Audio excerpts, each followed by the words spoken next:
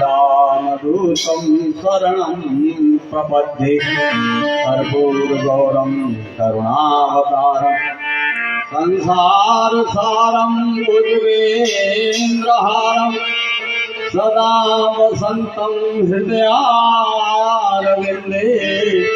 भवं भवानीं सहितं नमामि।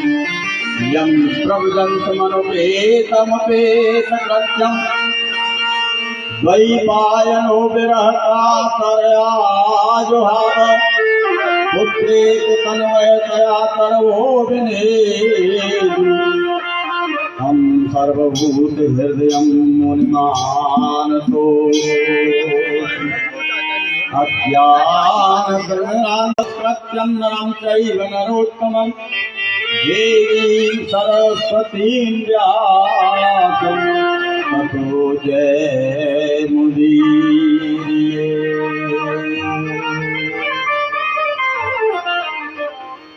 मंगलमय कामना के लिए पहले मंगलमय भगवान के नाम का उच्चारण। हरे कृष्णा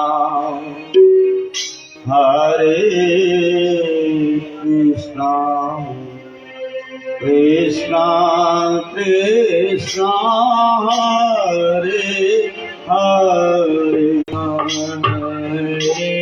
कृष्णा कृष्णा कृष्णा हरे राम राम राम हरे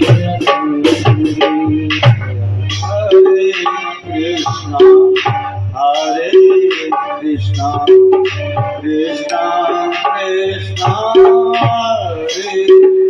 कृष्णा हरे हरे हरे राम राम राम हरे हरे कृष्णा कृष्णा कृष्णा कृष्णा हरे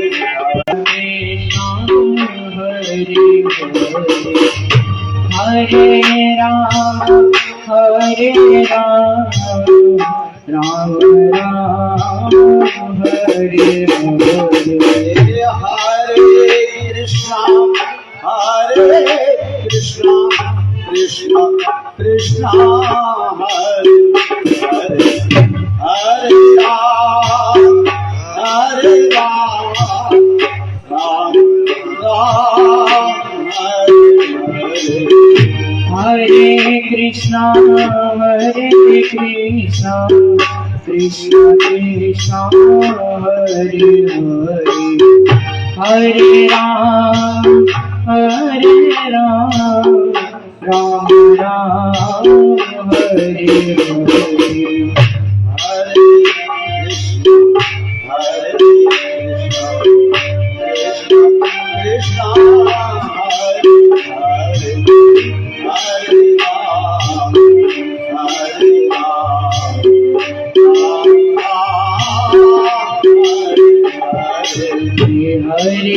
कृष्णा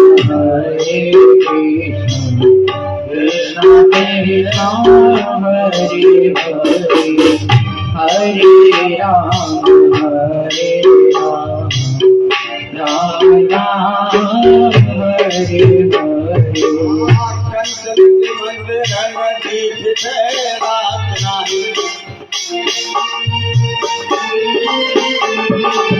कंचन के मंदिरन पीठ रात नाही सदा निपाल द्वार रतन उजारे छो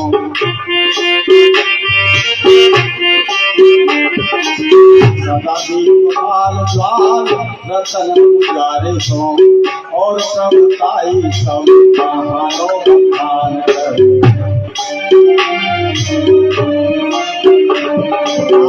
और प्रभुताई सब कहानो बखान कर हरि वीर भूप कर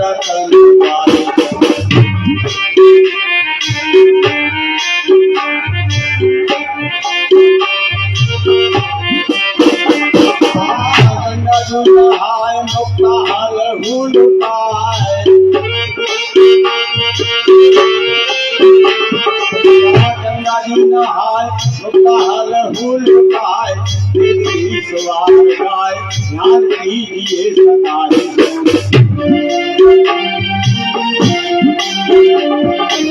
ऐसे उबरे तो फिर कहावत रस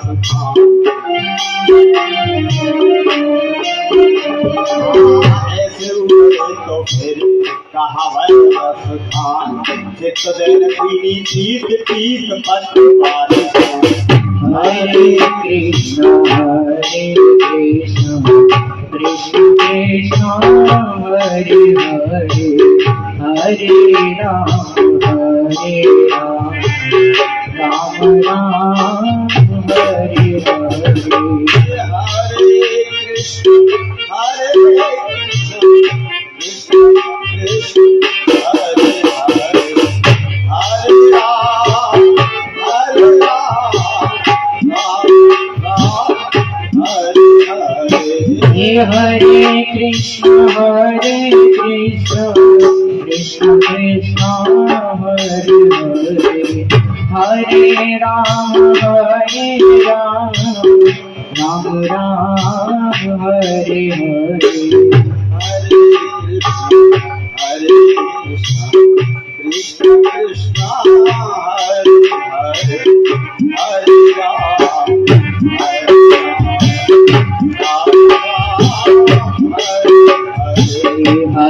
कृष्ण कृष्ण कृष्ण हरे हरे हरे राम राम हरे हरे।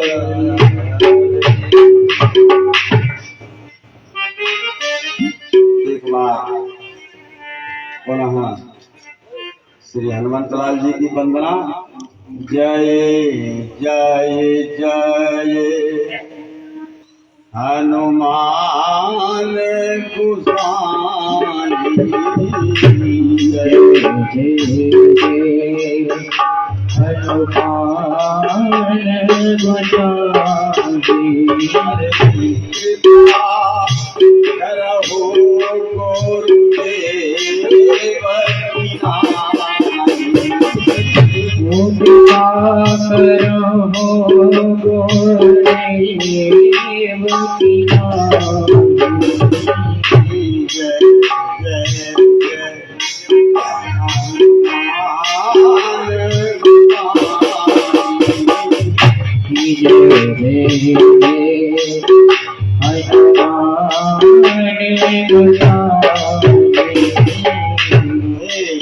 प्रभु जैसे गुरुदेव अपने शिष्य पर कृपा करते हैं, आप सदैव ऐसी ही कृपा दृष्टि सभी के ऊपर रखें। बोलो भक्त वत्सल भगवान की जय हो। दाऊ दादा की, सर्वेश्वरी श्री राधा रानी की, ब्रजेश्वरी श्री यमुना मैया की जय हो। बोलो श्री सीताराम चंद्र भगवान की जय हो। बोलो बजरंगबली की जय हो। बोलो परिकर सहित भूत वामन शंकर भगवान की जय हो।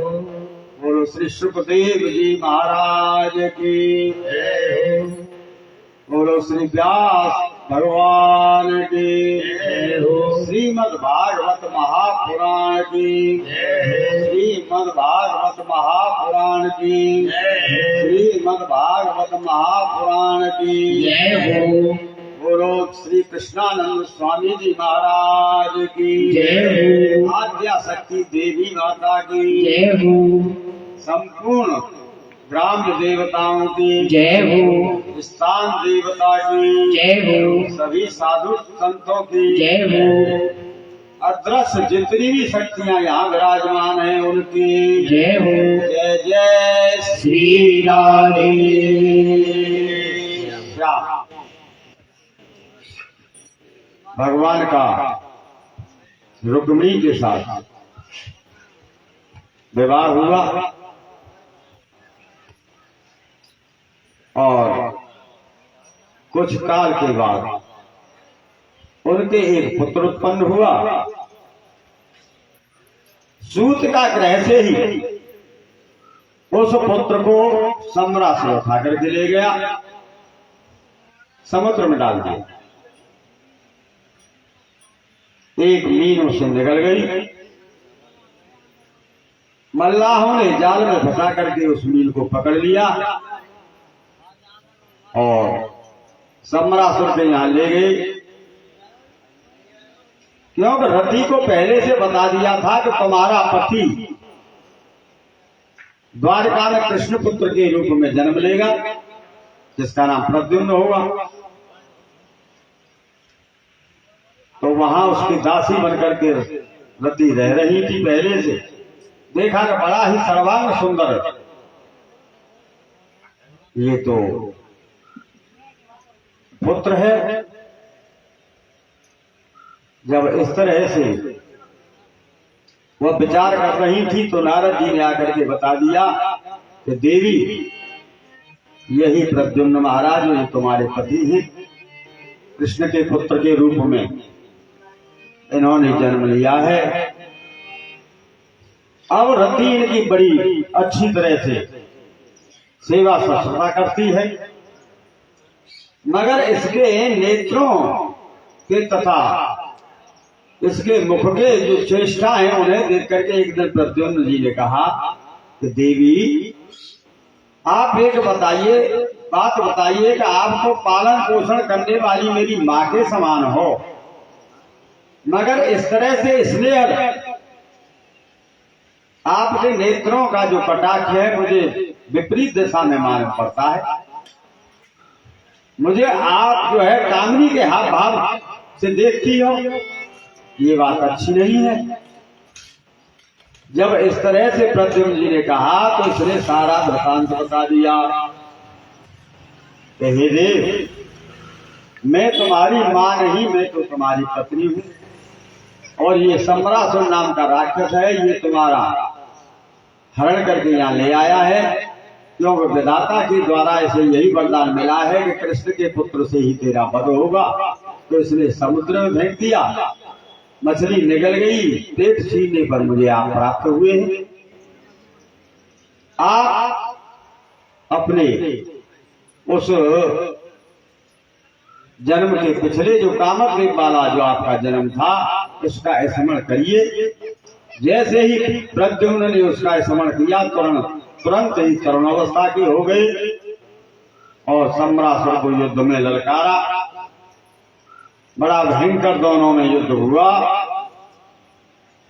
और प्रद्युम्न जी ने तुरंत उस सम्रासुर का वध कर दिया और रति को लेकर के वहां से द्वारका धाम के लिए प्रस्थान कर गए। जैसे ही आया, कृष्ण तो सब जानते थे, नारद जी ने आकर के पूरा वृतांत बता दिया। रुक्मिणी देख रही हैं कि आज यदि मेरा पुत्र का अपहरण नहीं हुआ होता तो वह पुत्र भी इसी अवस्था में, क्योंकि उसकी मुख की आकृति बिल्कुल इससे मिलती थी। कृष्ण ने बताया कि यही तो तुम्हारा पुत्र है। श्री रुक्मिणी जी के अंतरपट से जो माता के वक्ष पर अमृत के जो पयोधर कलश होते हैं उनसे दुग्ध की धारा प्रवाहित होने लगी। कोई आपसे बात करना चाहता है। इस तरह शर्मा जी, कोई आपसे बात करना चाहता है। प्रद्युम्न जी द्वारका में लौटे। एक बार ऐसा हुआ, कोई आपसे बात करना चाहता है। सत्राजित और प्रसेन नाम के दो भाई हैं। सत्राजित स्वतनया कृष्णाय कतिर्विषा यमन्तकेन मणिना स्वयं मुद्यां यतकर्तवान्।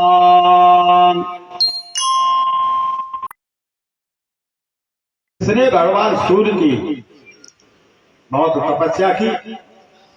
भगवान सूर्य इसकी तपस्या से प्रसन्न होकर के इसे पास आए और इसे एक सूर्यमणि दी यह सूर्यमणि नित्य प्रति 60 भार सोना देती थी। अब 60 भार सोना नित्य निकलता है तो फिर कहना ही क्या है। सत्राजित बहुत जल्दी ही बहुत बड़े धनपति बन गए। उस मणि को पहन करके एक बार सत्राजित स्वधर्मा सभा में पहुंचे। कृष्ण ने कहा कि देखो, जो अच्छी चीज होती है, जो श्रेष्ठ निधि की होती है, वो राजा की होती है। इसलिए अच्छा तो ये हो कि इस मणि को तुम उग्रसेन जी को दे दो। मगर दाऊ जी भी उस मणि को चाहते थे, मगर उन्होंने सत्राजित ने कहा तपस्या तो मैंने की है, मेरा धन है, क्या राजा का यही कर्तव्य है जो प्रजा के धन का हरण कर ले। इसने उस मणि को नहीं दिया। और एक दिन इसका भाई प्रसेन उस मणि को पहन करके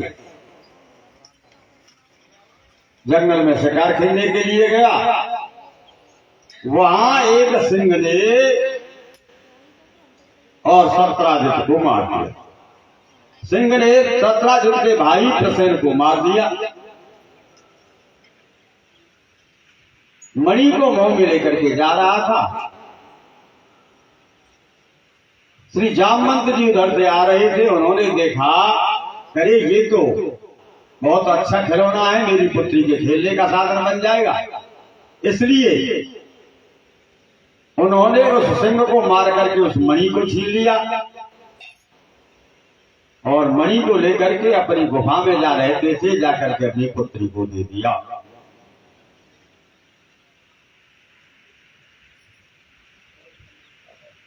हरिवंश पुराण में लिखा है कि यदि भूल से भी चौथ के चंद्रमा को आदमी देख ले तो इस मंत्र के 21 बार जाप करने से वह दोष खत्म हो जाता है। सिंह प्रसेनम अधीता सिंहो जाम्बवता हतः सकुमारक मारोदी स्तवये स्यमन्तकः। अर्थात सिंहो प्रसेनम अभीता, सिंह ने तो प्रसेन का वध कर दिया और सिंहो जामवंता हता, और जामवंत जी ने सिंह को मार दिया और अपनी पुत्री को जाकर के वह स्यमंतक मणि प्रदान कर दी। या तो मंत्र याद हो तो 21 बार इस मंत्र का जाप करे, या श्री कृष्ण सत्यभामा स्यमंतक प्रसेन जामवंती इनका स्मरण करे तो चौथ के चंद्रमा का दोष समाप्त हो जाए। जब प्रसेन लौट करके नहीं पहुंचे तो सत्राजित ने कह दिया कि मेरा भाई मणि पहन करके गया था और कृष्ण उस मणि को चाहते थे, इसलिए मेरे भाई को तो कृष्ण ने ही मार डाला।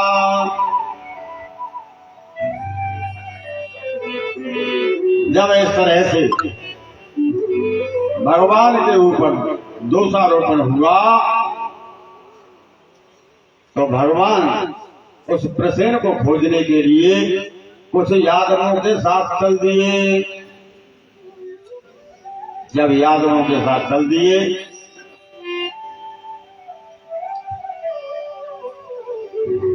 तो कुछ आगे जाकर के देखा कि प्रसेन तो मरा हुआ पड़ा है। उसके वस्त्रों में खोज करने पर वह मणि नहीं मिली। भगवान ने सोचा कि मणि के छीनने के चक्कर में किसी ने प्रसेन का वध कर दिया और मणि को ले गया, पर किसी मनुष्य के चिन्ह तो है नहीं, सिंह के चिन्ह है।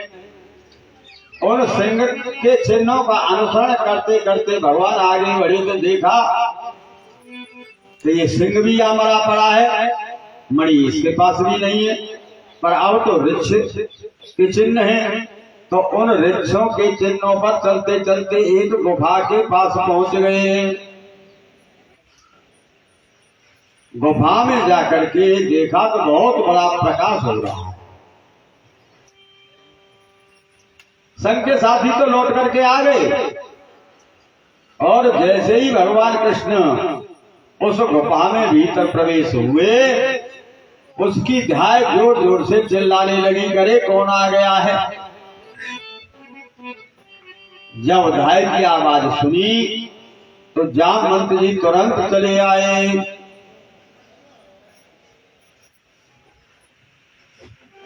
और जामवंत जी ने आकर के जैसे ही कृष्ण को देखा तो एकदम उनसे बाहु युद्ध मल्ल युद्ध करने लगे।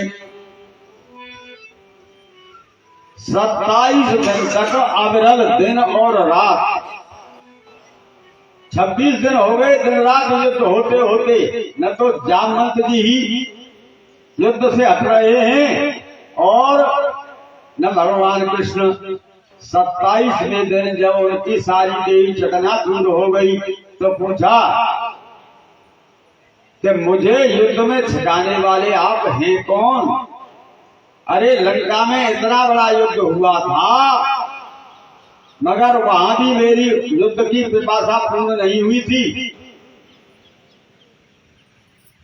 जब इस तरह से कहा तो भगवान ने, क्योंकि इनकी श्रद्धा श्री राम जी में है, त्रेता की स्त्री नहीं है, ये देव कन्या है और जामवंत जी भी स्वयं देव पुरुष हैं, ब्रह्मा का ही अवतार है और सर्वांग सुंदरी है जामवंती जी। तो उस समय तुमने केवल ये कहकर के पानी ग्रहण नहीं किया कि मैं एक नारी व्रत हूं। अब मैं आपसे प्रार्थना करता हूं कि आप मेरी इस कन्या को पत्नी के रूप में स्वीकार करें। भगवान श्री कृष्ण जामवंती जी को लेकर के गरुड़ का आह्वान किया, गरुड़ पर चढ़ करके तुरंत द्वारका धाम में आए। जामवंती जी के साथ विवाह हुआ, मणि को ला करके सत्राजित को दे दिया। अब सत्राजित ने सोचा कि मैंने भगवान के ऊपर वृथा ही कलंक लगाया, अब मुझे क्या करना चाहिए। ये पहले सत्यभामा के विवाह के लिए सतधर्मा से कह चुका है।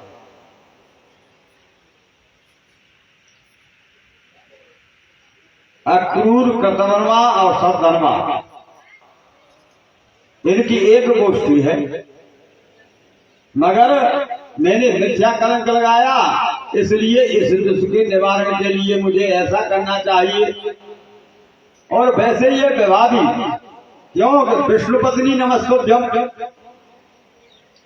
ये जो सत्यभामा है ये साक्षात पृथ्वी है और जामवती साक्षात पार्वती देवी का ही अवतार है। कृष्ण के अवतार में जितनी भी देवियां हैं, लक्ष्मी से लेकर रत्नमाला सरस्वती तक, सबकी सब 8 पट महर्षियों के रूप में इस भूमंडल पर थी।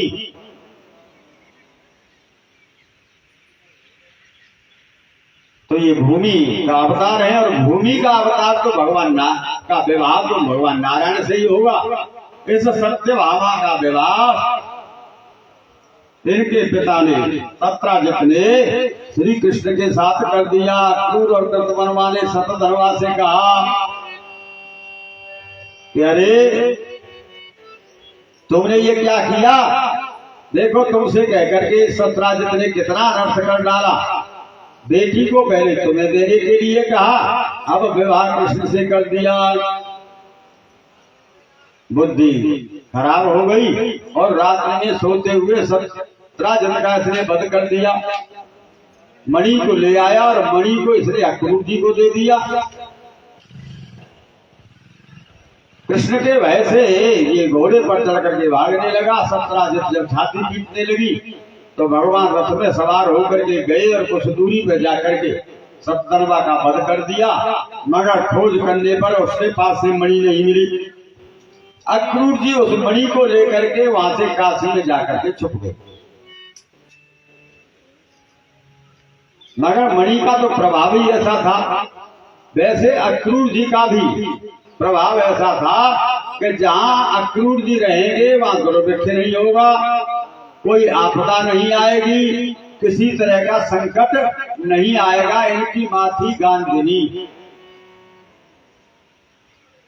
इनकी माँ का जो जन्म हुआ था, नित्य प्रति जब तक गर्भ में रही 100 गौओं का, यानी अक्रूर जी के जन्म से पहले नित्य प्रति 100 गौओं का नित्य प्रतिदान किया जाता था। खोज करने पर काशी से अक्रूर जी को लाए और उस मणि को ला करके फिर भगवान श्री कृष्ण को समर्पित किया।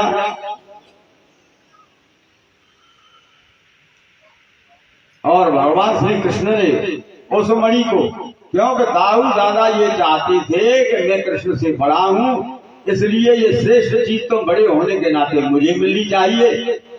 कृष्ण ने बड़ी चतुराई से काम लिया और बोले कि देखो इस मणि पर हमारा तो कोई अधिकार है नहीं, ये तुम्हारे पिता की संपत्ति है, इसलिए पिता के संपत्ति पर उसकी संतति का ही तो अधिकार होता है।